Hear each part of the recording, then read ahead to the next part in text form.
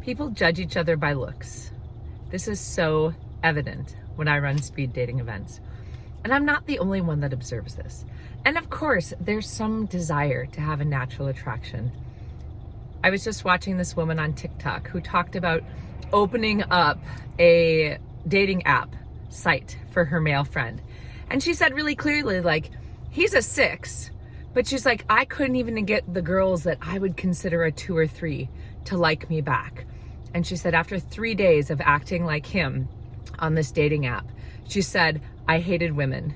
I was really depressed and I didn't know what else to do. And I thought this is a really interesting perspective because it's something that I hear from men all the time. Now, I'm not saying men don't judge women back, because we do.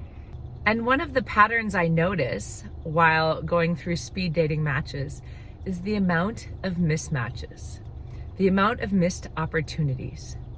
Now, of course, if we're judging just on looks, I do often see that the people that have the better looks get more natural matches, whether or not they're shy, whether or not they're really engaging. And I'm not saying we're only basing on looks, but think about this. When I teach my Learning to Love class, many people find their long-term partner as someone they would have only rated like a 5, a 6, maybe a 7 on a scale of like 0 to 10 hotness scale when they first met them. And isn't that interesting? There's a woman in my networking group who just announced her engagement to her boyfriend. And the thing that she mentioned was how much she actually disliked him when they first met. She thought he wasn't that attractive. She thought he was kind of arrogant. And eventually over time they became friends and then they started dating. One of my closest friends was good friends with her significant other, and they've been married something like 20 years. The reason why I bring this up is because often what I see in speed dating is that people are judging solely on looks, or maybe even on a bit of that first impression. Now, first impressions are really important, don't get me wrong. And obviously there's people that we know right away, like the way that they talk, their value systems, things that they desire in life, such as kids or relationship status, all of those kinds of things may or may not be a long-term match. And how often do we overlook a potential good match because our focus is in the wrong place? So I work a lot with the unconscious mind, and we have this saying that says, focus goes, where focus goes, energy flows.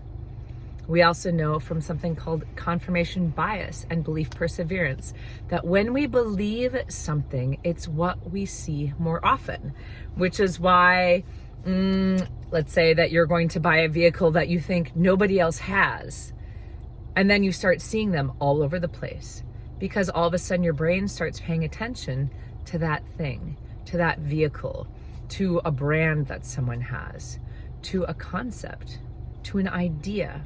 It's like once we adopt it as a belief, or once we adopt it, that's what we continue to see. Now, when I used to date, I definitely was one of those people that would probably give more people first and second chances than maybe I needed to. And I also got to learn the depth of humans in that way. When people come to speed dating events or other events that I've held, often I get the opportunity to talk to people in a way that's very vulnerable. They will tell me about lost loves, exes, bad dating situations. And when I speak to people in this way, I can feel and experience their longing, their desire for connection, the heartbreak that they've experienced. And I'm not saying you should date somebody out of pity or out of heartbreak or any of that. And what I'm saying is I think often when people come across a little bit awkward or a little bit shy or a little bit guarded, we shut them down immediately.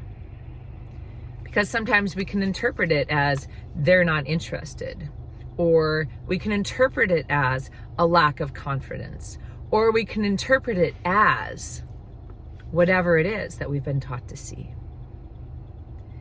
So as you start dating, And as you continue dating, notice, this is both for men and women.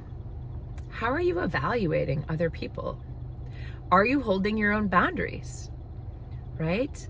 And I could get really deep into the complexities of relationships, which I will later, and we'll go through this about male and female energies, and men holding their strength, and women allowing themselves to be vulnerable, and divine feminine and masculine, and all of those things, all the ways that people can structure relationships and where we also get out of balance.